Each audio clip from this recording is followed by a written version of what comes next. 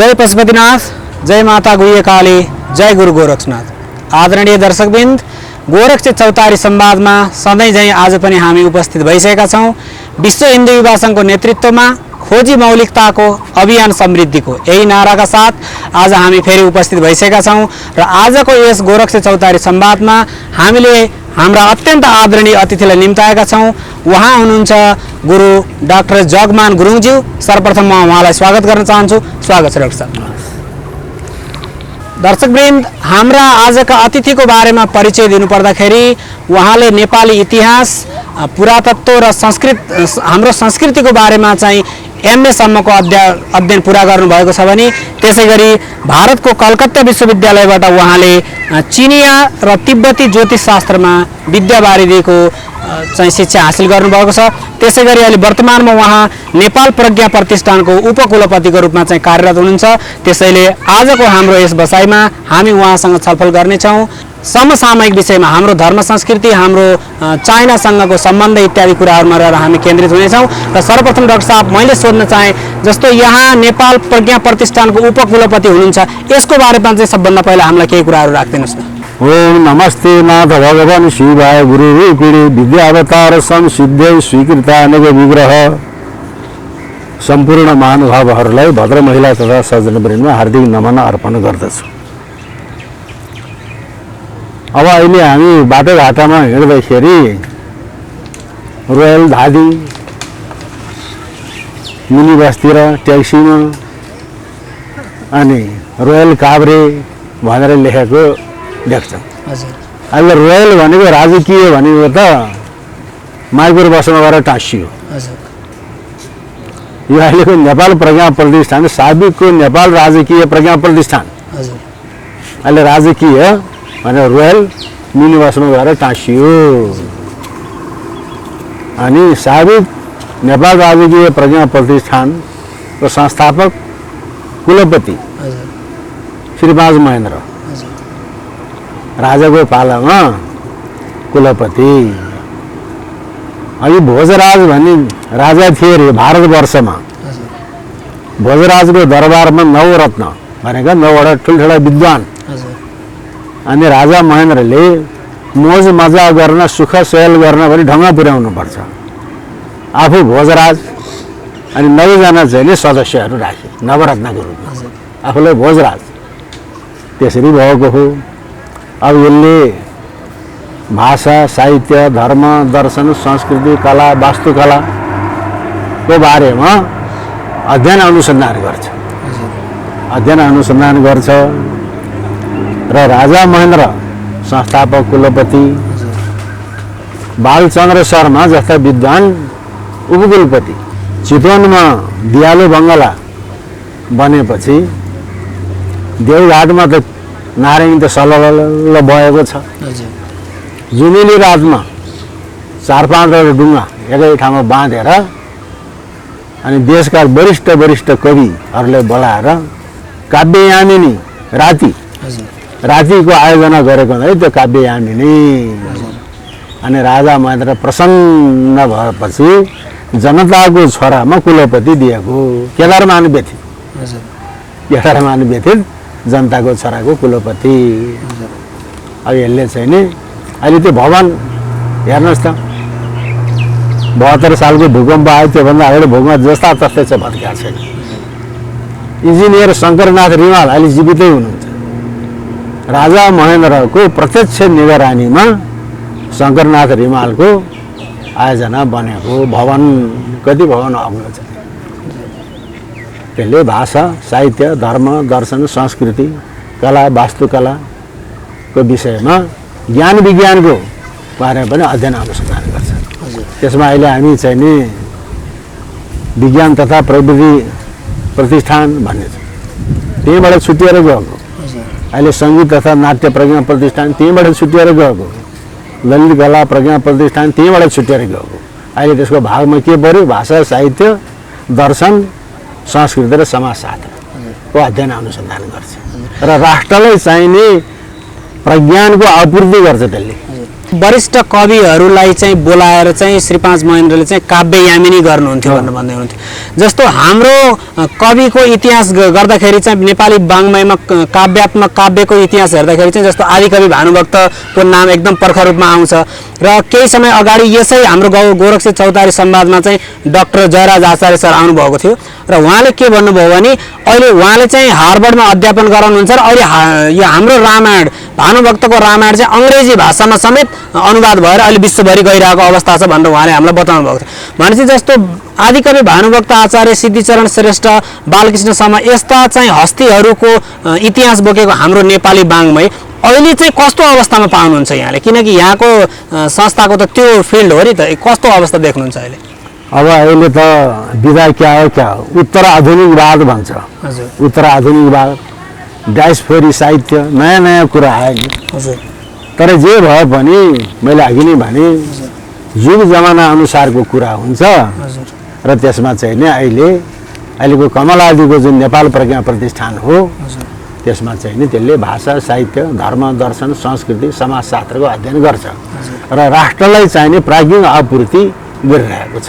प्राज्ञिक आपूर्ति भन्नाले जस्तो चाहिँ एकाडेमिक सल्लाहहरू पनि यसले बेला बेलामा चाहिँ परिआएको खण्डमा दिन्छ भनेर दिँदैन। आपूर्ति भन्ना साथ अब त्यसले भाषाको बारेमा छपाउने, भाषा भने नेपाली भाषा मात्रै होइन। नेपालमा अब अहिले 124 भाषा बोल्ने समूह छन्। अझै 4वटा भाषा पत्ता लागेको छ अरे भने जस्तै 128वटा भाषा बोल्ने नेपाली भाषाको साहित्यको पनि अध्ययन अनुसन्धान हुन्छ र नेपालमा चाहिँ नि हिमाल पहाड र मधेसमा जति भाषा बोल्छन् ती भाषा त्यसलाई मातृभाषा नेपाली राष्ट्रभाषा त्यसको पनि अध्ययन अनुसन्धान गर्छ, किताब लेख्छन्, व्याकरण लेख्छ, शब्दकोश लेख्छ। प्राज्ञिक आपूर्ति भनेको त्यो सल्लाह दिने संस्था होइन। उहिले चाहिँ नि जस्तो नेपालमा राष्ट्रिय विभूति कसलाई बनाउने, शहीद कसलाई बनाउने भन्ने बेलामा नेपाल राजकीय प्रज्ञा प्रतिष्ठानले सल्लाह दिन्थ्यो अरे भन्ने सुनेको हो। त्यसपछि अब अहिले शाखा अधिकृत भन्थे, पहिले सेक्सन अफिसर भन्थे, अहिले शाखा अधिकृत भन्यो, इन्जिनियर भन्यो, डाक्टर भन्यो, अनि गजेट भन्यो, अहिले राजपत्र भन्छ नि। त्यो चाहिँ नि नेपालीमा के भन्ने त? चुडानाथ भट्टराय सर्वदर्शन आचार्य राजा महेन्द्रले चुडानाथ भट्टरायसँग परामर्श गरे। सेक्सन अफिसरलाई के भने? सेक्सन भनेको शाखा भयो, अफिसर अधिकृत, शाखा अधिकृत। चुडानाथ भट्टरायले सल्लाह दिएको त्यो कुनै लिखितमा छैन, त्यो श्रुति परम्पराबाट आयो। गजेटलाई राजपत्र भन्ने, डाक्टरलाई के भन्ने? चिकित्सक भन्ने, चिकित्सा भन्ने चल्यो। तर जनजीवनले बोल्न अप्ठ्यारो हुने भाषा हुँदो रहेछ। इन्जिनियरलाई के भने त? स्थपति। त्यो स्थपति भन्ने चाहिँ चलेन, त्यो सेनामा छ स्थपति। अब चाहिँ मेजर के भन्ने? कर्नेललाई के भन्ने त? सेनानी, महासेनानी, रथी, उपरथी, महारथी। अझै भने हामी त करसाप जरसाप भन्छौँ। रथी, उपरथी, सेनानी, महासेनानी, प्रधान सेनापति, कमान्डर इन चिफ, प्रधान सेनापति, त्यो सबै चुडानाथ भट्टरायको उहाँ त प्रज्ञा प्रतिष्ठानको सदस्य हुनुहुन्थ्यो। त्यसरी डाक्टर साहब जस्तो अहिले चाहिँ त्यस्तो छैन। जस्तो तपाईँले भर्खरै भन्नुभयो राष्ट्रिय विभूतिहरू कसलाई घोषणा गर्ने भन्ने कुरा समेत नेपाल सरकारलाई चाहिँ प्रज्ञा प्रतिष्ठानले सल्लाह दिन्छ भन्ने कुरा र आज सौभाग्य भन्नुपर्छ हाम्रो नेपालमा चाहिँ वीर भक्ति थापा, हाम्रा इतिहास पुरुष वीर भक्ति थापालाई चाहिँ नेपाल सरकारले राष्ट्रिय विभूति घोषणा गरेको छ र आज हामीले उहाँको फोटो चाहिँ यहाँ गोरक्षनाथको मन्दिरमा मृगस्थलीमा चाहिँ अनावरण पनि गर्दैछौँ र उहाँकै वंशजकै एकजना उत्तराधिकारी हाम्रो रोहित थापा सर चाहिँ आज यहाँ उपस्थित हुनुभएको छ। त्यो हाम्रो लागि झनै गर्वको कुरा हो र मैले अलिकति प्रसङ्ग बदल्न चाहे नेपाल तिब्बत सम्बन्धित ज्योतिषको कुराहरू पनि अध्ययन गर्नुभएको छ। त्यसबाट हेर्दा चाहिँ जस्तो नेपालमा ज्योतिष शास्त्रलाई जसरी हेरिन्छ तिब्बतमा अथवा चाइनातिर चाहिँ कुन दृष्टिकोणले हेरिदिनु छ यसको बारेमा केही प्रकाश पारिदिनुहोस् न। अब ज्योतिष भनेको यवन ज्योतिष भनेको मुसलमानको ज्योतिष पनि हुन्छ। हजुर, अङ्ग्रेजहरू पनि ज्योतिष छ, भारतीय ज्योतिष पनि छ। त्यो भारतीय ज्योतिष नेपालमा आयो। हजुर, चीनको पनि ज्योतिष छ, तिब्बतको पनि ज्योतिष छ। ज्योतिष भनेपछि त आकाशको चाहिँ नि ग्रह नक्षत्र ताराहरूको अध्ययन हो। त्यो ग्रह नक्षत्र खगोल भूगोल खगोल भनेको चाहिँ आकाशका ग्रह नक्षत्र ताराहरू, भूगोल भनेको यो मध्यमण्डल पृथ्वी माथिको ग्रह नक्षत्र ताराहरूको यहाँ प्रभाव कस्तो परेको छ। जस्तो खगोल खगोल भन्यो अङ्ग्रेजीमा एस्ट्रोनोमी, त्यसले त आकाशको मात्रै अध्ययन गर्छ। एस्ट्रोनोमी एस्ट्रोलोजीले त्यसको प्रभाव यहाँ कस्तो पर्यो त्यसको अध्ययन गर्छ एस्ट्रोलोजी। हाम्रो खगोल शास्त्रले माथिको मात्रै अध्ययन गर्यो, ज्योतिष शास्त्रले त्यो खगोलको यहाँ प्रभाव कस्तो पर्यो त्यसको फल के हुन्छ भन्ने। जस्तो अब एउटा रमाइलो कुरा गरौँ। अन्त मैले मेरो विज्ञापन गरेको होइन, म चाहिँ कलकत्तामा पिएचडी गर्ने क्रममा चाहिँ धेरै पटक ओहोर दोहोर भयो। रेलमा हिँड्दाखेरि अर्का मुलुक प्यान्ट कमिज लाएर चाहिँ हिँड्ने थिएन, यस्तै कुर्ता सुरुवाल लाउने, टङ्ग्नेवाला झोला यसो टाँग्यो, एउटा गम्छा यसो लाए, टोपी नलाउने, यसरी धेरै गफ नगर्ने साधारण किसिमले म हिँड्थेँ। एकपटक रेलमा डब्बामा आम्ने सामने एकजना भारतीय मित्रसँग भेट भयो। उहाँले मलाई चोर खारे जस्तै खारे, कहाँबाट यसो हेर्छ, पोसाक यस्तो छ भारतीय, अनुहार यस्तो छ, यो भारतको मान्छे होइन, पनि स्पाई हुनसक्छ, भागीनासी आएको मान्छे हुनसक्छ। पहिले शिरदेखि पुछारसम्म हेर, अनि कहाँबाट आएको के आएको भनेर भनेपछि म नेपालबाट आएको, कलकत्ता यसो ज्योतिषमा चाहिँ पिएचडी गर्न आएको भनेर भनेपछि उसले एउटा अचम्मको कुरो सोध्यो कि त्यो लाटोले सोध्छ कि बाठोले सोध्छ। लाटोले त त्यस्तो प्रश्न सोध्नै सक्दैन, धुरन्धर बाठोले सोध्छ। उसले के भन्यो मसँग भन्दाखेरि म्याथमेटिक्सको गणित र ज्योतिषको गणितमा के फरक छ भन्छ। लाटोले सोध्न सक्छ त्यो धुरन्धर विद्वान। मलाई त आइक्यू टेस्ट लियो त्यसले, के फरक छ के थाहा। कुनै किताबमा यो फरक छ भनेर लेखेको देखेको छैन, कसैले प्रवचनमा भनेको पनि सुनेको पनि छैन, गुरुहरूले यो फरक छ भनेको पनि छैन, आफूले पनि सोधेर के फरक छ गुरु भनेको गुरुहरूले यो फरक छ भनेको पनि छैन। के फरक छ मालुम नै है पता नै है भनेको भएदेखि त बहादुर के को ज्योतिषमा पिएचडी गर्छस् त बहादुर लोग भनेर भनिदिन्थ्यो होला। उसले म्याथमेटिक्सको गणित र ज्योतिषको गणितमा के फरक छ भन्न साथ मेरो माइन्डमा स्ट्राइक गर्यो। अनि मैले म्याथमेटिक्सको गणित र ज्योतिषको गणित एउटै हो, फरक छैन। किनभने म्याथमेटिक्सको गणितमा पनि 2 दिने 4 हुन्छ, ज्योतिषको गणितमा पनि 2 दिने 4 हुन्छ।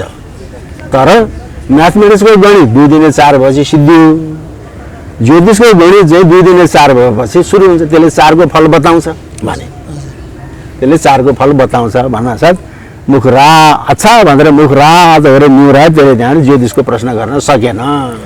त्यसलाई मैले ठ्याक खुवाइदिएँ नि त। मैले ठ्याक खुवाएको होइन, जगमान गुरुङले, यो नेपाल माताले मलाई त्यस्तो बुद्धि दियो, त्यो भयो सिद्धि, स्ट्राइक गरेँ भनेपछि खगोलको प्रभाव भूगोलमा कस्तो पर्छ त्यसको अध्ययन ज्योतिष शास्त्र सबैको त्यही हो। जस्तो यहाँले दुईवटा शब्द भन्नुभयो अहिले खगोल र भूगोल भनेर।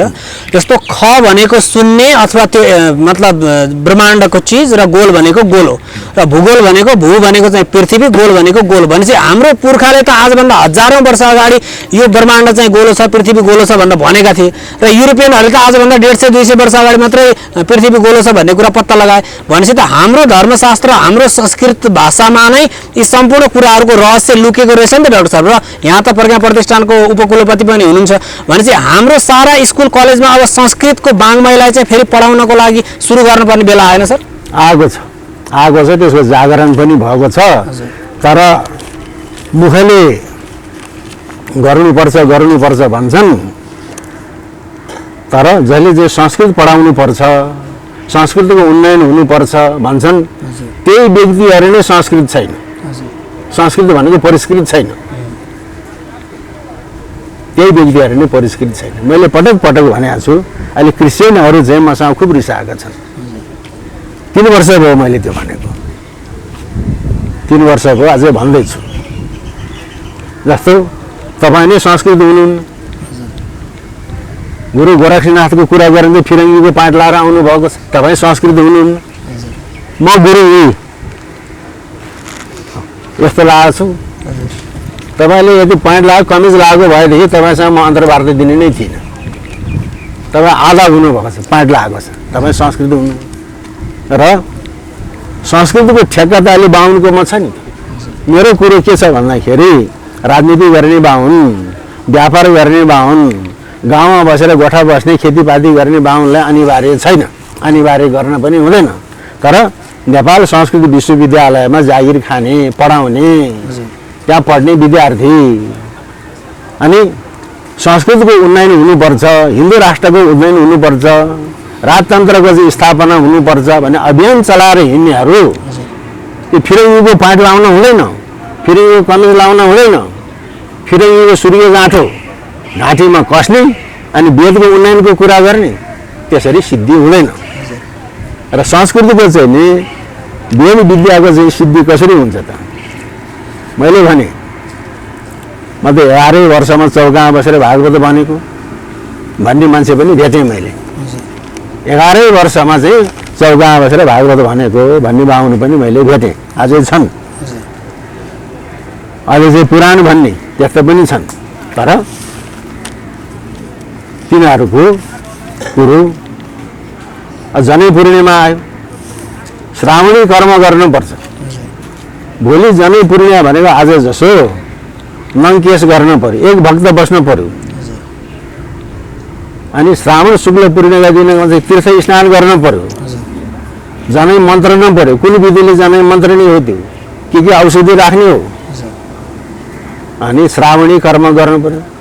म चौकामा बसेर भागवत बाँध्ने हुँ भन्छ, बुलबुलले पालेर हिँड्छ, श्रावणी कर्म गर्दैन।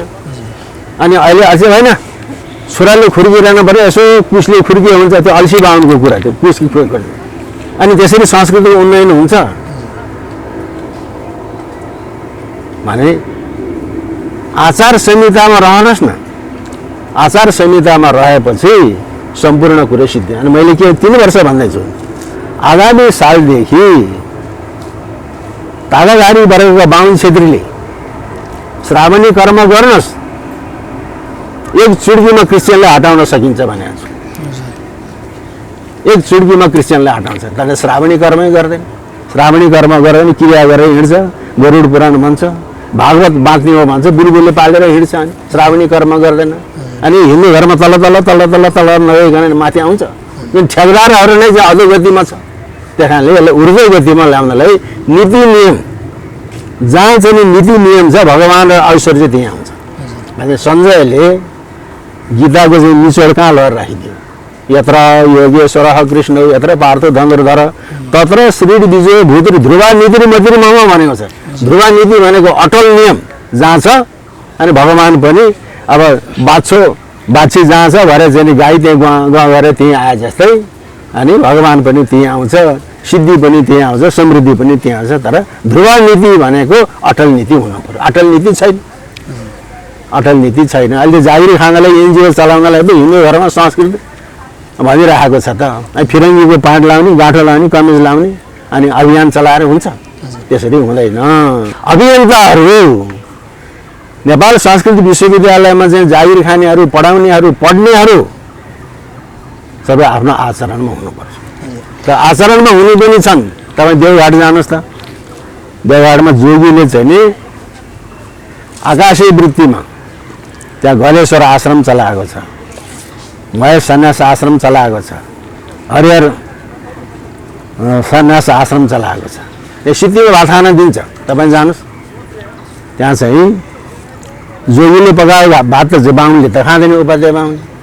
धोती फेरेर बस्नेहरू एक लाइन हुन्छ, ती बटुकहरू एक लाइन हुन्छ। म पाँटे लाएर खान्छु भने पाँट लाएर खानेहरूको अलग छ। त्यहाँ उहाँ चाहिँ नि भात पकाउने भान्सामा चाहिँ नि चट्टी पनि लाउन पाइँदैन, माथि कमेज पनि लाउँदैन, धोती लाएर भात पकाउँछन् बटुक ब्राह्मणहरूले।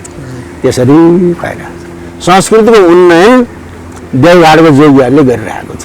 डाक्टर साहब, जस्तो अहिले यहाँले भन्दै हुनुहुन्थ्यो गुरु शिष्यको कुरा, राजतन्त्रको कुरा, जस्तो नेपालको आधुनिक नेपालको इतिहासमा चाहिँ श्री 5 बडमारा धिराज पृथ्वीनारायण शाहको नेतृत्वमा जसरी नेपाल बन्यो, तर उहाँ आफैले चाहिँ गुरु गोरक्षनाथलाई चाहिँ गुरु थापना गर्नुभएको थियो भन्ने कुरा छ। जस्तो गुरुको र गुरु गोरक्षनाथको चाहिँ कस्तो भूमिका छ नेपाल बनाउनु, यसको बारेमा केही प्रकाश पारिदिनुहोस् न। अब यहाँ चाहिँ नि हामीले त केही महत्त्व थाहा पाएको छैन। भारतमा मुसलमानले राज गर्यो, मुसलमानको मुद्रामा मुसलमान बादशाहकै टक त्यतिखेर त नोट थिएन, तब छापिन्थ्यो मुसलमानको टाउको। अङ्ग्रेजले राज गर्यो, उनीहरूले जर्ज के भन्नेको टाउको भयो त्यो। पछि भारत स्वतन्त्र भयो, महात्मा गान्धीको टाउको राखेर चाहिँ नि मुद्रा प्रसार गरे अनि नोट बनाए। तर नेपालमा अघि राजतन्त्र कालमा एकातिर श्री गोरखनाथ, एकातिर श्री तिन भवानी, त्यो त यन्त्राकारमा बनेको शङ्ख चक्र गदा पद्म हुन्छ त्यहाँ। नेपालीलाई मतलब छैन, तर भारतका हिन्दूहरूले जस्तो अब हामी यहाँ चाहिँ आफ्नो पूजामा श्री यन्त्र स्थापना गरेर पूजा गर्छौँ।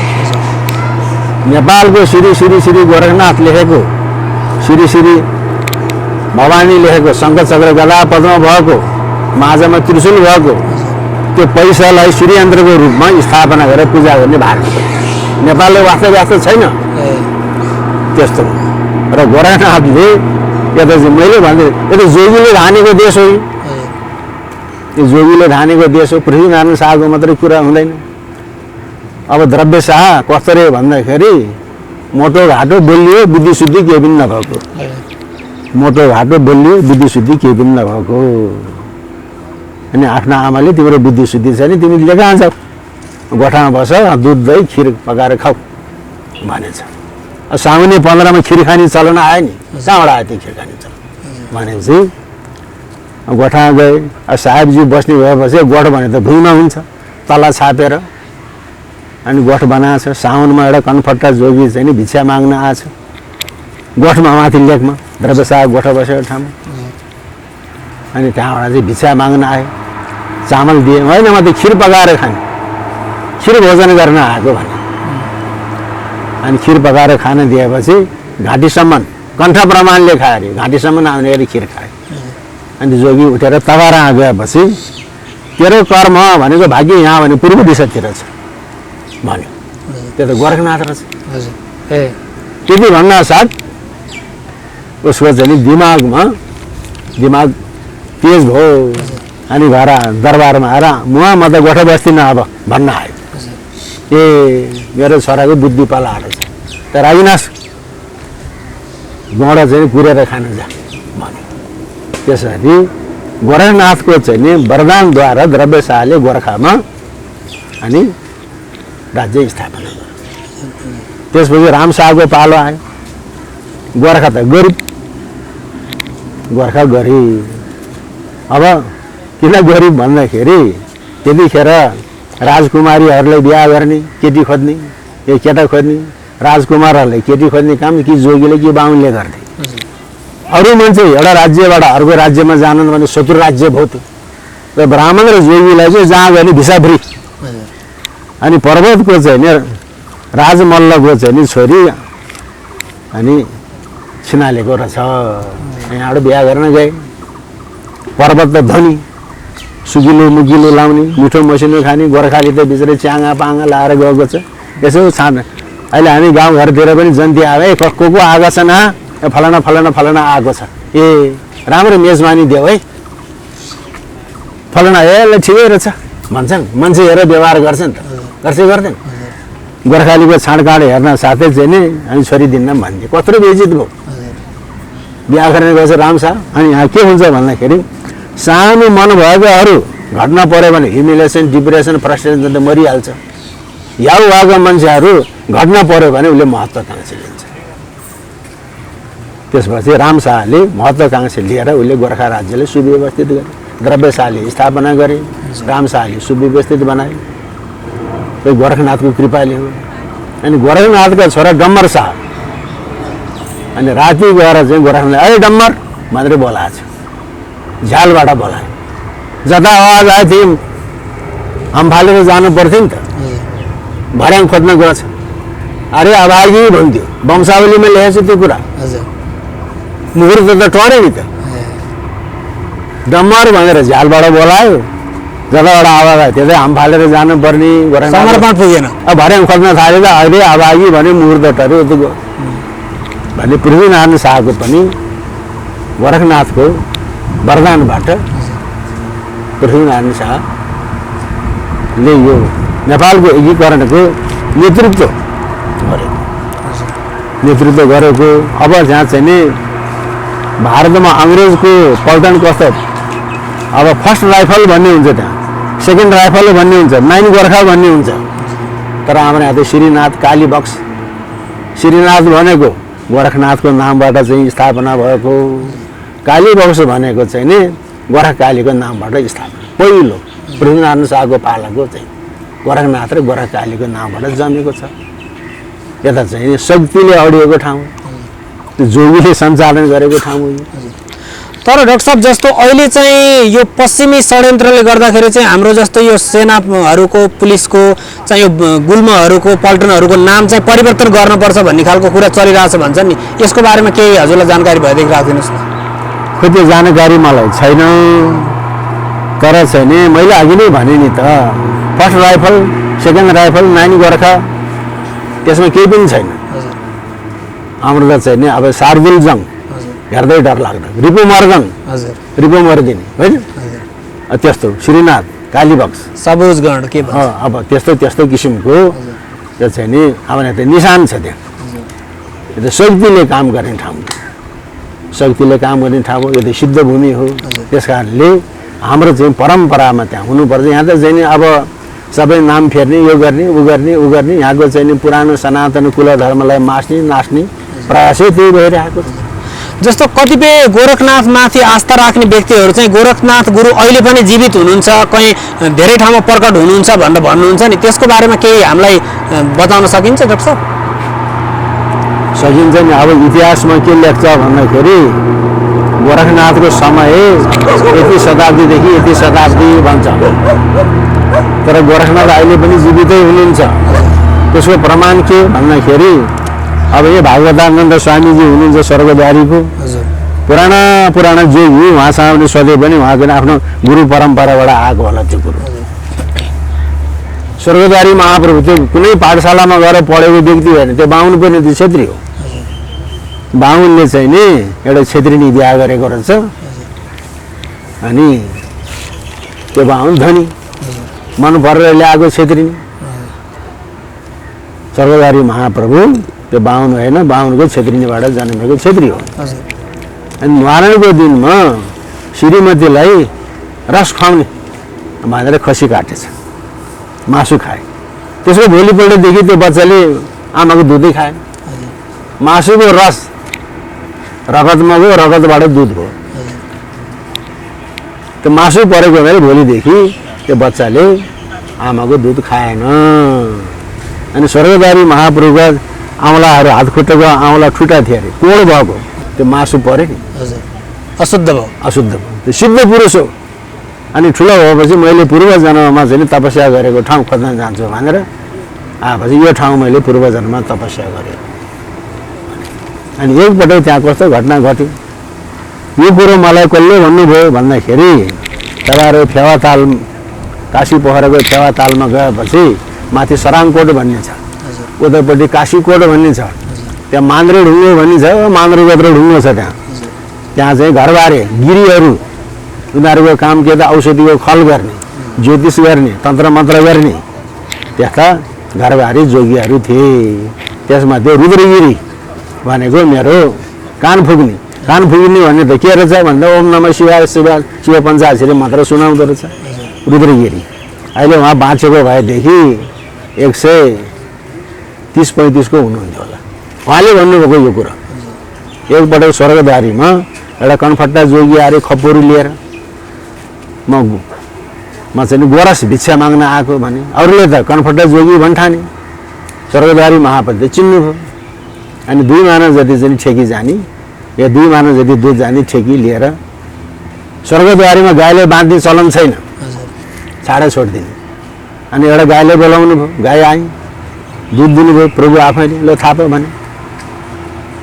अनि तल टिलबिल टिलबिल टिलबिल टिलबिल भएको छ, खपुरुबाट तल चुइँदैन, माथिबाट दुधको धारा छुटेको छ त्यस्तो रमिता हो। त्यो अन्तिममा चाहिँ नि त्यो कनफटाजीले पुग्यो भन्नासाथ माथिबाट धारो छुट्यो। अनि कनफटाजी यसो गरेर चाहिँ ओजेल लगाएपछि स्वर्गद्वारी महाराज गोरखनाथजी पाल्नु भएको रहेछ भनेर। अनि गोरखनाथ मरेछ त, स्वर्गद्वारीको घटना हो त्यो। श्रीमती मान्छेलाई थाहा छैन, कास्की मान्द्रे ढुङ्गाको रुद्रगिरीले मेरो चाहिँ नि शिव पञ्चाक्षरी मन्त्र दीक्षा दिएको अहिले उहाँ बाँचेको भाइ 130-35 हुन्थ्यो। भागवतानन्दसँग गएर सोध्नुहोस् त अहिले भर्खरै स्वर्गद्वारीमा अहिले स्वर्गद्वारी महाप्रभुको पालामा त्यो घटना घटेको हो कि होइन?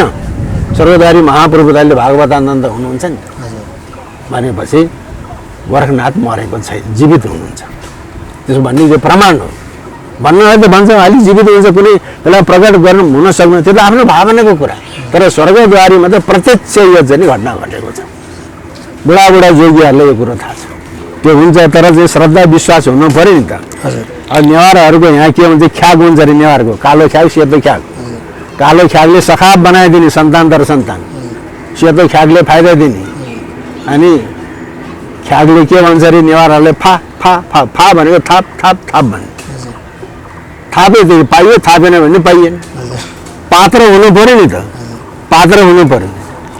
मलाई चाहिँ नि पढाएको एकजना देवी रमन सुवेदी भन्नु हुनुहुन्थ्यो, म सोल्डर बोर्डमा पढेको हाम्रो क्लास टिचर।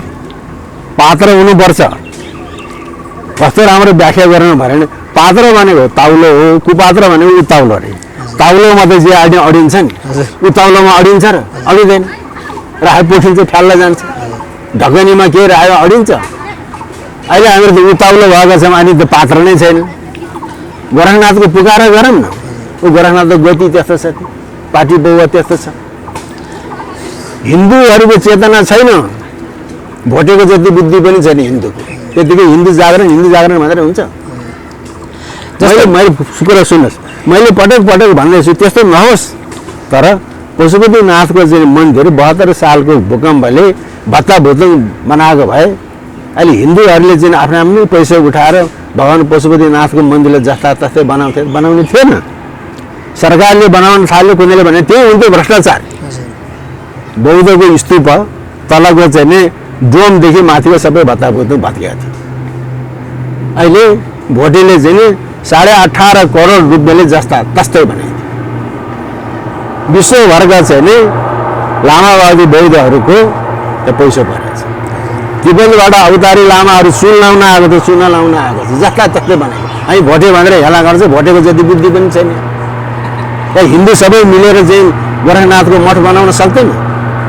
खै भोटेको जति बुद्धि पनि भएन। धर्मप्रति श्रद्धा विश्वास हुनु पर्यो। 18.5 करोड रुपियाँको लागतमा बौद्धको चाहिँ त्यो भोटेले जस्ता तस्तै बनाइदियो। विश्वभरका चाहिँ नि भोटेको चाहिँ पैसा आएको छ। अब 18.5 करोडमा 9 करोड त पाटनको बाँडेको पेटा गयो होला, त्यो धातुको काम गर्दै तिनै भए। अनि चेतना चाहिन्छ, श्रद्धा विश्वास चाहिन्छ। श्रद्धा विश्वास गर्ने भने भगवान पशुपतिनाथ अहिले भर्खरै प्रकट हुन्छ, गोश्री माता अहिले पनि प्रकट हुन्छ। जस्तो अब यहाँको मान्छे त पातकी पलापिएका जयप्रकाश मल्ल बिचरा चाहिँ नि अन्तिम मल्ल राजा, त्यो जस्तो महत्त्वाकांक्षी कोही पनि थिएन। तर त्यो जस्तो अभागी कोही पनि थिएन। भारदारहरूले कजाउन नसकेर राजा भइकन भारदारहरूले कजाउन सक्नुपर्छ र नेता भइकन कार्यकर्तालाई कजाउन सक्नुपर्छ। आफ्नै दरबारको भारदारहरूले सानो बच्चोहरूलाई, आफ्नो छोरालाई राजगद्दीमा राखेर अनि आफ्नो रानीलाई राजमाता बनाएर आफूले राजकाज चलाउनु। जयप्रकाश मल्ल त भागेर कहिले उहाँ चाहिँ नि माता तीर्थतिर जाने, कहिले चाहिँ गाबालतिर, पाटनको गाबालतिर आउने। हैरान हैरान हैरान पनि यहाँ गोश्वरीको पार्टीमा पुजारीको आश्रयमा लुकेर बसेर छ। अनि दिउँसो मध्याहमा चाहिँ अब उसले गएर चाहिँ साधना गरेपछि गोश्वरीको कुण्डबाट जिउँदो मासु उफ्रे माथि, अनि उसले ट्यापपट्टि टिपेर खायो, अनि सत्ता कब्जा गर्यो। त्यस्तो शक्ति हामीले दुःख नपरेसम्म चाहिँ नि श्रद्धा भक्ति जाँदैन। जस्तो अब कसैले झ्याममा चाहिँ नि पिट्यो भने हे राम भन्छ नि। अनि गोश्वरीको साधना गरे, पुजारीले चाहिँ उसलाई रक्षा शरण दियो। मध्याह कालमा चाहिँ नि गर्दाखेरि कुण्डबाट जिउँदो माछा उफ्रे, उसले ट्याप्प टिप्यो खायो। त्यस कारणले अब अहिले गोश्वरीमा कुण्डमा त्यहाँ त रक्सी पनि हालिएको छ, अन्डा पनि हालिएको छ। एउटा उपाध्याय बाबु त्यहाँ गयो, एउटा माछा आयो, त्यहाँ कुखुराको अन्डा हात आउँदाखेरि यो खानेकुरो यो भच्छ्यो यो अभच्छ्यो भन्न हुँदैन, जे आयो त्यो कप खाइहाल्नुपर्छ। घरमा गएर चाहिँ स्वास्नीलाई बाँडेर खाम्ला सरसरलाई दिउँला भन्नु हुँदैन जे आज टेप्पा टिपेर खाइहाल्छ किनभने प्रवृत्ति भैरवी चक्रे सर्ववर्ण विजातया निवृत्ति भैरवी चक्रे सर्ववर्ण पृथक पृथक त्यहाँ त जे आए पनि राँगो चाहिँ छुवालाको टुक्रा आयो नि उपाध्याय बाहुनले ट्याप्पा खाइहाल्छ त्यो महिषासुर त्यस्तै सिद्धि ठाउँ हो त्यो तर त्यसलाई हामीले जगाउन सकेका छौँ जगाउन सकेको छैन श्रद्धा छैन भक्ति छैन त्यहाँले श्रद्धा भक्ति भयो भनेदेखि श्रद्धा र भक्ति भयो भनेदेखि यो असम्भव भन्ने कुरो केही पनि हुँदैन विज्ञानलाई फेल बनाउने ठाउँ छैन तर अहिले हाम्रो छैन के हो श्रद्धा छैन भक्ति छैन अनि बिहानै सिद्धिएको अनि 4 सिद्धिएको मोबाइल जस्तो छ जस्तो अहिले डाक्टर साहबले भने जस्तो हाम्रा उत्ताउला राजनीतिक धार्मिक सांस्कृतिक सामाजिक नेतृत्वलाई चाहिँ ताउलामा परिणत हुनको लागि हामी विनम्र प्रार्थना पनि गर्दछौँ पात्र बन्नुहोस् तपाईँहरू भन्ने कुरा राजनीतिक नेताहरूलाई मात्रै भन्न हुँदैन मैले अघि नै भने संस्कृत भाषा हिन्दू धर्म राजतन्त्र भनेर जुन अभियन्ताहरू नै उत्ताउलो छ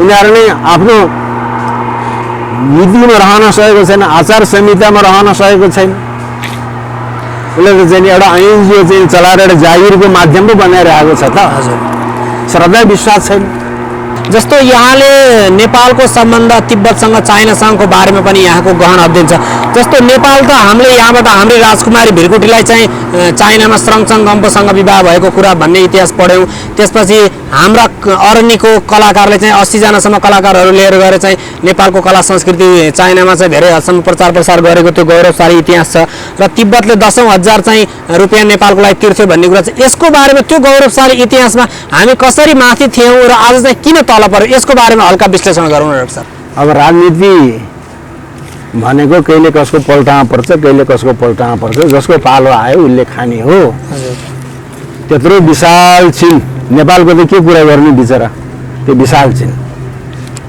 तिब्बतमा श्रङचङगम्पोको चाहिँ दबदबा फैलियो चीन पनि डरायो नेपाल त डराउने नै भयो चीनले पनि छोडिदियो नेपालले पनि छोडिदियो राज्य अडाउनको लागि त्यही कारणले छोरीबेटी भनेको बाबुमाइतीको इज्जत हो बाबुमाइती भनेको चाहिँ छोरीबेटीको गहना हो अंशु वर्माले भ्रिकुटीले छोरी दियो बच्यो चीनले पनि चाहिँ छोरी दियो बच्यो त्यो चाहिँ उहिलेको लिच्छवी कालको कुरो अहिले तिब्बतमा मैले अघि नै भने 18.5 करोडमा चाहिँ 9 करोड त पाटनको बाँडाको पेटामा पर्यो माथि तिब्बतमा कस्ता कस्ता गुम्बा बने त्यहाँ भित्ति चित्र त्यहाँ लेखेको छ त्यो सबै चाहिँ नि नेपालका चाहिँ कलाकार त्यो सबै नेवारहरू भित्ति चित्र लेख्ने मूर्ति बनाउने हिजो अस्ति एकजना मऱ्यो नि त एउटा चाहिँ नि शाक्य भुटानमा कि सिक्किममा रे सबभन्दा ठुलो वज्रगुरु पदमसम्मको मूर्ति बनाएको बित्यो नि अहिले 2 महिना पनि भएको छैन पाटनतिरको त्यो सबै यहाँको नेपाली कलाकारहरूले बनाएको गुम्बा पनि तिनीहरूले बनाए चित्र पनि तिनीहरूले बनाए मूर्ति पनि तिनीहरूले बनाए अरण्यको त त्यो लेखिएर पो अरण्यको भयो त त्यो अलिखित अरण्यको त कति छन् त्यहाँ भने त्यो कलाको चाहिँ क्षेत्र नेपालको कलाको सम्प्रेषण भएको क्षेत्र हो तिब्बत र चीनमा एउटा टुहुआङ भन्ने गुफा छ त्यहाँ गुफाभित्र चाहिँ भित्ति चित्र त्यो सबै नेपाली कलाकारले लेखेको चित्रकलाको इतिहासमा लेखिएको छ त्यो कुरा तपाईँले 10,000 को कुरा गर्नुभयो 10,000 को कुरो भन्दा अघि त हाम्रो चाहिँ शक्तिले थामेको भन्ने भयो नि 10,000 तिर्नुभन्दा चाहिँ पहिले तिब्बतले नेपाललाई प्रत्येक वर्ष 49,000 रुपियाँ सिर्दो तिर्थे तिब्बतले एक वर्ष तिर्यो अर्को वर्ष तिर्न सकेन कहाँ पाएर तिर्नु 49,000 रुपियाँ ठुलो भयो नि त रणबहादुर शाहको पालाको कुरा हो तिर्न सकेन अनि त्यसपछि तिब्बतले चीनसँग गुहार माग्यो तिब्बत र चाहिँ चीनको विशाल सेना अनि केरिङको बाटो आयो चीनका बादशाह का चाहिँ छोरी चाहिँ उजिरी टुङथाङको नेतृत्वमा सलह आएको छ त सुनामी मानव सुनामी आएको छ त भ्याकुरा लखटाई भन्छ नि गाउँघरतिर अनि माथि कुकुरघाट भन्नेबाट चाहिँ नि केरिङको बाटो लखड्दै आयो बेत्रावतीमा आइपुग्यो बेत्रावतीबाट काठमाडौँ कति दिन छ एक दिनको दरमियान छ सेना त बिस्तारै त हिँड्दै दौडेर हिँड्छ अब भूगोल थाहा नपाइकन लडाइँ गर्न हुँदैन बेत्रावतीबाट एक दिनको बाटो काठमाडौँ नेपालको राजधानी। यहाँ आएपछि जति लुटेर खाए पनि भयो। त्यही बेलामा चाहिँ भोट र चिनले चाहिँ च्यापिहाल्यो नेपाल स्वतन्त्र हुन्थ्यो। बेत्रावतीमा आएर विशाल चिनिया सेना र तिब्बती सेना थुप्रिएको छ। अब के गर्ने त, उपाय केही नास्ति। लगभग कतिको सङ्ख्यामा थियो होला केही इतिहासमा त्यस्तो अभिलेख छ? कति थियो अब त्यो चाहिँ त्यो मानव सुनामी जस्तो आयो। अब हजारौँ होला। बेत्रावतीमा आएर थन्किएपछि नेपालले के भन्यो भन्दाखेरि नुहागोडको भैरव भैरवीलाई यो लडाइँ जित्यो, सुनको ढोका चढाउँछु भनेर कबुल गरे, भाकल गरे। अब यहाँ हनुमान ढोकाको गद्दी बैठकदेखि अलिकति माथि जाँदाखेरि एउटा घर जस्तो भनौँ कि मन्दिर जस्तो भनौँ, त्यहाँ एउटा चाहिँ सेतो पुरुष रातो महिलाले माथिबाट यसो झ्यालबाट नेवारी भाषामा सझ्या भन्छ नि, माथिबाट यसो च्याउन लाग्यो। त्यसलाई शिव पार्वतीको मन्दिर भन्छन्। तर त्यो शिव पार्वतीको मन्दिर होइन, त्यो चाहिँ मध्यकालीन कृति पनि होइन। त्यो रणबहादुर शाहको पालामा भने योगिनी भनेको पनि खडग योगिनी वज्र योगिनी होइन, ज्योतिष शास्त्रको मङ्गला पिङ्गला धान्य भ्रामरी भद्रिका उल्का सिद्धा सङ्गता विकटा योगिनीको साधना गरेको छ त्यहाँ युद्ध जितोस् भनेर। यहाँ त साधना त गरे, कुनै मान्छे चाहिँ बिरामी छ, आज पूजा ग्रह शान्ति त गर्यो, तर मान्छे बिरामी भयो कि निको भयो कि भएन, त्यसको इफेक्ट हेर्नु पऱ्यो नि त, फलोअप हुनु पऱ्यो नि। त्यो भयो कि भएन, लाख रुपियाँले यहाँ चाहिँ पूजा त गर्यो, त्यसको भोलिपल्ट मऱ्यो भने त त्यो राम्रो भएन, प्रतिपादक भयो भने यहाँ पूजा गरेको छ, योगिनी साधना गरेको छ, भैरव भैरवीलाई चाहिँ सुनको ढोका चढाउँछु भनेको छ। त्यसको असर त्यहाँ के पर्यो, उजुरी टुङथाङले आफ्नै सेनालाई मार्छ भने अगाडि पनि जराजुरुकै उठ्यो। तर बेत्रावतीको साँगुको माझमा पुगेपछि झ्याप्प सबै हाम फालेर मऱ्यो, सैनिक विद्रोह भयो। त्यसपछि अब सन्धि गर्न पर्यो। अनि ठुलो विशोधन मलाई अहिले सेफ ल्यान्डिङ भन्छ नि, त्यस्तै 5-5 वर्षमा नेपालले चिनलाई सुर्दै तिर्ने, 5-5 वर्षमा चिनको बादशाह फेरिएपछि गाडी मुबारक दर्शन गर्न जानुपर्ने त्यो नीति नियम भयो। अब भोटले 49,000 रुपियाँ सुर्दै तिर्न नपर्ने, भोटले चिनले जितेको जग्गा जति सबै नेपालले छोड्ने भन्ने बारेमा चाहिँ शर्त भयो। भनेपछि शक्तिले चाहिँ जित्यो नि त, एक दिनको दरम्यानमा त यहाँ दुश्मन आएको छ, यो शक्तिले जितेको थियो। अब 10,000को कुरो के भयो भन्दाखेरि त्यतिखेरको कबुल के थियो, सुर्दै तिर्न जानु पऱ्यो चिनमा। नेपालको सरहदमा त नेपालकै गाउँठाउँको तालुकदार मुखिया जिमल द्वारे उमराले गाउँलेले व्यवस्था गर्छ खानपिनको। तिब्बतमा गएपछि तिब्बतले व्यवहार गर्ने, यहाँको प्रतिनिधिमण्डलको खानपान बास। चिनमा गएपछि चिनैले गर्छ।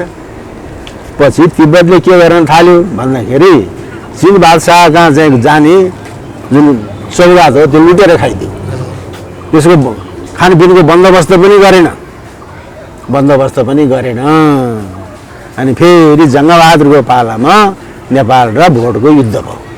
त्यो बेलामा चाहिँ चिनले चाहिँ नि सहयोग गरेन, किनभने आफ्नो दरबारमा आउने चाहिँ सुर्द त भोटेले लुटेर खाइदियो। उसले के खाँचोले चाहिँ भोटलाई सहयोग गर्ने, भोटले चाहिँ नि सहयोग गरेन, के अरे चिनले सहयोग गरेन। अनि जङ्गबहादुरको पालामा चाहिँ लडाइँ भयो, लडाइँ जित्यो। लडाइँ जितेपछि असमान सन्धि, कस्तो असमान सन्धि भन्दाखेरि भोटमा चाहिँ व्यापार गर्न जान्छ नि यहाँको नेवारहरू, त्यहाँ त भोटिनीलाई त स्वास्नी तुल्याएर राखेको छ। मैले उहिलेको भाषा बोलेको छु है, स्वास्नी तुल्याएर राखेको छ। छोरा जन्म्यो भने अनि नेपालको रैती, छोरी जन्म्यो भने भोटको रैती, त्यस्तो पनि सन्धि हुन्छ, असमान सन्धि। व्यापार गर्न गएका चाहिँ नेवार व्यापारीले स्वास्नी तुल्याएर राखेको, भोटिनीले छोरा जन्मायो भने नेपालको रैती, छोरी जन्म्यो भने तिब्बतको रैती। अब कसैले स्वास्नी तुल्याएर राखेको छ, उसले त भोटिनीलाई त यहाँ त घरमा त ल्याउँदैन, छोडेर आयो। उसको छोराछोरी पनि छैन, भोटिनी एक्लै भोटिनी मऱ्यो भने उसको बाउ पनि छ, माइती पनि छ, उसको लोग्नी जिउँदै छ यहाँ नेपालमा, तर त्यसको सम्पत्ति उसको बाउ माइतीले पाउँदैन, उसको स्वास्नी छोडेर नेपाल आएको नेपाल सरकारले पाउने। त्यो व्यवहारी से भोटिनीको सम्पत्ति नेपाल सरकारले पाउने, कस्तो होला। अनि थापाथली थापाथली छ, दरबार कहाँ जङ्गबहादुर महाराजको थापाथली दरबारमा सन्धि भएपछि प्रत्येक वर्ष तिब्बतले चीनलाई के अरे तिब्बतले नेपाललाई वर्षेनी 10,000 रुपियाँ सिर्तो थियो। विक्रम सम्वत 1912 मा भोटको युद्ध जितेर सन्धि भएको विक्रम सम्वत 1912 देखि विक्रम सम्वत 2012 सम्म 100 वर्ष 1 शताब्दीसम्म खुरु खुरु अनि भोटले नेपाललाई 10,000 रुपियाँ सिर्तो थियो। त्यो चाहिँ तिब्बत भने नेपालको आर्थिक उपनिवेश हो, प्रमाण त्यहाँ छ आर्थिक उपनिवेश। पछि चाहिँ श्रीमान त्रिभुवन चाहिँ राजा हुन्जेलसम्म अनि सिर्तो तिरे। अनि महेन्द्र सरकार गद्दीमा गएपछि अनि आफ्नो शक्तिमा आउनलाई कि चीनको हात लिन पऱ्यो कि भारत हात लिन परेन। अनि तिब्बतको मामला चीनको अनि जे गरे पनि अब चीनको महावाणिज्य दूत त्यहाँ बस्थे। अहिलेको चाहिँ नि यहाँ केशरबहादुर खत्री, पदमबहादुर खत्री, नयनबहादुर खत्री त्यहाँ चाहिँ नि वकिल भएर बस्थे। यी खत्रीहरूको वर्चस्व थियो त्यहाँ। यो भोट भनेको चाहिँ चीनको मामला हो। अब भोटले चाहिँ प्रति वर्ष चाहिँ नि नेपाललाई अनि 10,000 रुपियाँ सिर्तो तिर्न पर्दैन भनेर वकिल प्रथा पनि हारिदियो, आफ्नो हक अधिकार झिकिदियो। चीनको भनेर तिब्बतले चीनलाई सुम्बिदिएपछि त चीनको हात लिएर 17 साल घुवाई मिलाएर चट। अहिले त घुवाई मिलाएर चट गर्न नसकेर पनि यहाँ दुःख पाएको छ त। राजा महेन्द्रको सन्तानले त्यो बुझ्नु पर्यो घुवाई मिलाएर चट भन्ने कुरा। म तपाईले संकेत गरेको कुरातर्फ आउँदैछु। डाक्टर साहब, जस्तो यस्तो गौरवशाली इतिहास बोकेको हाम्रो देश र हामी नेपालीहरू, जस्तो श्रीपाद बडमारा धिराज पृथ्वीनारायण शाहले पनि नेपाल एकीकरणको बेलामा चाहिँ के अरे आफूलाई एकदमै समस्या पर्दाखेरि चाहिँ गुरु गोरक्षनाथलाई चाहिँ 1.25 लाख रोड चढाएको भन्ने कुराहरू छ। जस्तो केही समयदेखि नेपालले जुन आर्थिक राजनीतिक गति लिन सकिरहेको छैन नि, जुन रोमालिरहेको छ नि, भनेको यहाँले संकेत गर्दै हुनुहुन्छ कि यहाँका शासकहरूले गुरु गोरक्षनाथ जस्तो गुह्य कालीको कुरा गर्नुको लगायत 33 कोटी देवी देवताको चाहिँ अनुष्ठान नगरेको कारणले, त्यो दैवी शक्तिलाई नमानेको कारणले हो भनेर हामीले निष्कर्ष निकाल्यौँ भने त्यो सही निष्कर्ष हुन्छ डाक्टर साहब? के भन्नुहुन्छ? एकदम सही निष्कर्ष हुन्छ, एकदम सही निष्कर्ष हुन्छ। अब गोरक्ष पीठको चाहिँ अब गति नै यस्तो छ, गुठी जति सबै मोहीले खाइदियो, गति यस्तो छ। अब जनतामा जागरुक छैन, जनता मिलेर चाहिँ गोरक्ष पीठलाई चाहिँ जस्ता तस्तै बनाउन सक्दैन। अब यहाँको चाहिँ नि कुशेश्वर महादेव लथालिङ्ग भताबुङ्ग, तर कुशेश्वर महादेवको पार्टी पौवा धर्मशाला त्यहाँको यज्ञशाला बनाएको छ। कसले भने? बाहुन छेत्रीले बनाएको, दुम्जाको कोइरालाले बनाएको हो। त काठमाडौँको ब्रह्मटोलको ज्यापुले बनाएको छ। काठमाडौँको ब्रह्मटोलको ज्यापुहरूको कुलदेवता कुशेश्वर महादेव, ओम बहालको शाक्य वज्राचार्यहरूको कुलदेवता महादेव कुशेश्वर, धर्म बौद्ध कुलदेवता महादेव, ब्रह्मटोलको डङ्गोलहरूको चाहिँ कुलदेवता कुशेश्वर महादेव। त्यहाँका ज्यापुले, काठमाडौँको ज्यापुले बनाएको, बाहुन छेत्रीले दुम्जाको कोइरालाले भट्छेट हामी दुम्जाको कोइराला भने त्यसले बनाएको हो। त बनाएको छैन। पहिलोचोटि म जाँदाखेरि सबै पाताल थियो, अस्ति भर्खर जाँदाखेरिमा एकदम त्यसले इँटाको चाहिँ नि बनाएको। कसले बनाएको? त काठमाडौँको ज्यापुहरूले बनाएको, बाहुन छेत्रीले बनाएको छ। त्यही भएर भ्रष्टाचार गर्ने बिगारेको त बाहुन छेत्रीले हो नि त। यहाँ गर्ने भन्छ, भित्रभित्र भ्रष्टाचार उसले गर्छ। बाहुन छेत्रीको चाहिँ नि नियतमा चाहिँ नि सुधार आउनु पर्यो, बल्ल नेपाल राष्ट्र उँभो लाग्छ। भोटेको जति बुद्धि पनि छैन ज्यापुको चाहिँ, हामी गाली गर्दा ज्यापु भन्छ। कुशेश्वर महादेवको पार्टी पौवा यज्ञशाला काठमाडौँ ओम बहाल गरेर चाहिँ ब्रह्मटोल र डङ्गोल र महर्जन ज्यापुले बनाएको। तपाईँले गएर चाहिँ बुझ्नुहोस् त, कुशेश्वरमा बुझ्नुहोस् त हो कि होइन थाहा पाउनुहुन्छ। त्यसले अब हामीहरू मिलेर, जति गोरक्षपन्थीहरू मिलेर, हिन्दूहरू मिलेर गोरखनाथको मठलाई बनाउन सक्दैन, त्यस्तो गति छ। एकपटक म चाहिँ गोर्खा गएको थिएँ। गोर्खा जाँदाखेरि 72 सालको भूकम्पभन्दा पछाडि बिचरा एउटा चाहिँ कनफट्टा जोगीले बजारतिरबाट मागेर ल्याएको फलफुलको बाकसको काठको गोरखनाथ गुफामा टालेर ढोका बनाएर राखेको रहेछ। त्यो हकीकत पछिल्लो पटक जाँदाखेरि त अहिले राम्रो चाहिँ बनाएको छ। फेरि त्यस्तो किसिमको अवस्था छ। जनतामा जागरुक हुन पर्यो। अब गोरखनाथको गुफा फर्पिङमा छ, त्यहाँ त चाहिँ नि नाथको केही पनि छैन निशान, सबै भोटेले गुम्बा बनाएको छ। मृगस्थलीले इजाजत दिएर गुम्बा बनाएको रे, गोरखनाथको गुफा छ नि त फर्पिङमा, त्यहाँ त सबै भोटेले गुम्बा बनाएको छ। किन मृगस्थलीको आखडाले अनि इजाजत दिएको हुनाले त्यहाँ गुम्बा बनायो। त्यो मसिन के अरे गोरखनाथको मठ छ त त्यहाँ, ऋषि त्यहाँको चाहिँ गोरखनाथको गुफा छ, त्यहाँ गोरखनाथको पादुका छ, जयस्थिति मल्लको पालाको चाहिँ शिलापत्र छ त्यहाँ। अहिले पनि त कुशलीहरू गएर त्यहाँ उनीहरूको देवाली पूजा गर्छ, तर भोटेले खाइसक्यो सब। जस्तो हाम्रो वीर वीराङ्गनाहरू भक्ति थापा, अमरसिंह थापा, कालु पाण्डे, बलभद्र कुँवरहरूले पनि शक्तिको चाहिँ एकदम आराधना गर्नुहुन्थ्यो भनिन्छ। केही उहाँहरूमध्ये केही त कामरूप कामाक्षमा गएर समेत तन्त्रको जागृत गरेर चाहिँ शक्तिको उ गरेको भन्ने कुरा छ। अनि जस्तो अहिलेको सेनाले, अहिलेको हाम्रो सशस्त्र प्रहरी भनेको यो मेस्कुलाइन फोर्सले चाहिँ त्यो शक्तिको आराधनामा अलिकति कमी गरेको जस्तो अनुभव गर्नुहुन्छ यहाँले, के भन्नुहुन्छ यसमा? खोइ अब मलाई सेनाको कुरो थाहा छैन, अब सेनाले के गरेको छ के गरेको छैन त्यो मलाई यहाँ थाहा छैन। तर चाहिँ अमरसिंह थापाले धेरै धर्म कर्म गरेको छ। पशुपतिमा चाँदीको चाहिँ पातोले ढोकालाई मोरेको बडाकाजी अमरसिंह थापाले हो। अब यहाँ गुहेश्वरीमा पनि अमरसिंह थापाको कृति छ। अमरसिंह थापाको चाहिँ अभिलेखमा गुहेश्वरीलाई श्री कामाख्या भनेको छ। अनि जनकपुरमा अहिले हामी जनकपुरको जानकी मन्दिरको कुरा गर्छ, त्यो हिजो अस्ति बनाएको टिकमगढको महारानीले 9 लाख रुपियाँ भारू, 9 लाख दरबार भन्छ। भारतबाट आएर नि, भारतको टिकमगढ भन्ने भारतमा छ नि जानकी मन्दिर। अमरसिंह थापाले बनाएको राम मन्दिर छ जनकपुरमा। सुगौलीको सन्धि भयो। अब हामी चाहिँ नि नेपालको धेरै भाग भारततिर गयो भन्छौँ।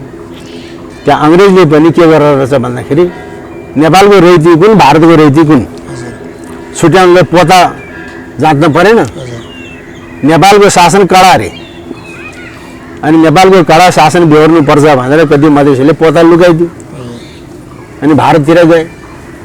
तर त्यो छैन। अमरसिंह थापाले बनाएको तल्ले शैलीको, काठमाडौँको जस्तो तल्ले शैलीको मन्दिर भएको हुनाले त्यो मन्दिरले गर्दाखेरिमा अङ्ग्रेजले जनकपुर खान सकेन। नेपाली शैलीले अड्या। गङ्गोत्तरीमा गएर पनि, भारतको गङ्गोत्तरीमा गएर पनि अमरसिंह थापाको कृति छ त्यहाँ। तर अमरसिंह थापा वैरागिएर दिवंगत हुनु पर्यो बिचरा। त्यहाँले शक्तिको उपासना नभइकन केही पनि हुँदैन। खोजी मौलिकताको अभियान समृद्धिको यही नाराका साथ आज हामी छौँ फेरि गोरक्ष चौतारी संवादमा विश्व हिन्दू युवा सङ्घको नेतृत्वमा।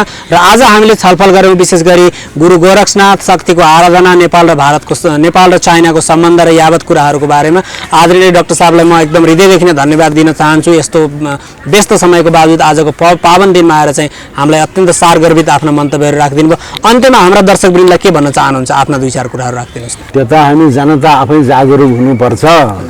जनता जागरुक हुनुपर्छ। गुठी जति सबै चाहिँ मोहीले खाइदियो। अब पृथ्वीनारायण शाहको पालक हो। पृथ्वीनारायण शाहले श्री छ भन्ने उपाधि दिएर सकल चक्राधीश्वर भन्ने उपाधि दिएको सिद्ध भगवन्तनाथ गोरखनाथकै साक्षात अवतार। सल्यानको त्यो हाम्रो शाहजीको गाउँको सल्यानको त्यो श्री गाउँ भन्ने छ, त्यो केही पनि छैन।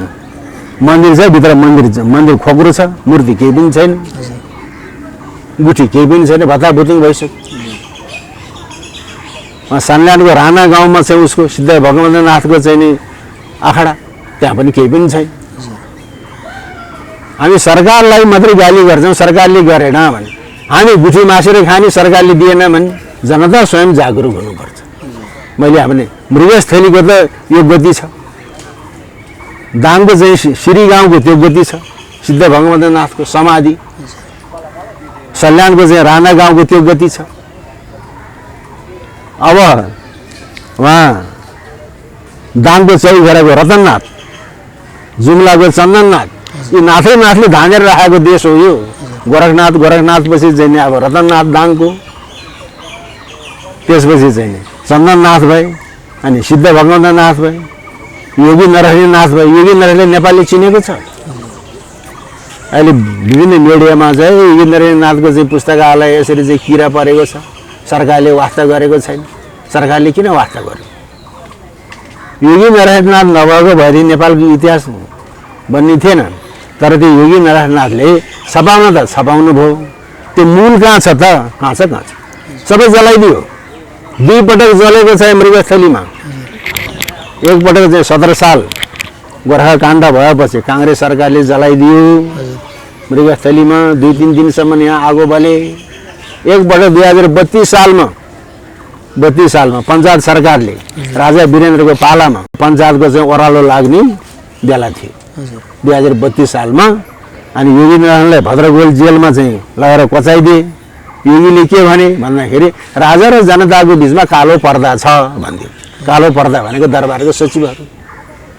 अनि छाता ओढ्ने मान्छेले आफ्नो छाता आफैले ओढ्नुपर्छ भने सार्वभौम सत्ता अर्कालाई दिने होइन, सार्वभौम सत्ताको सञ्चालन आफैले गर्ने हो भन्ने।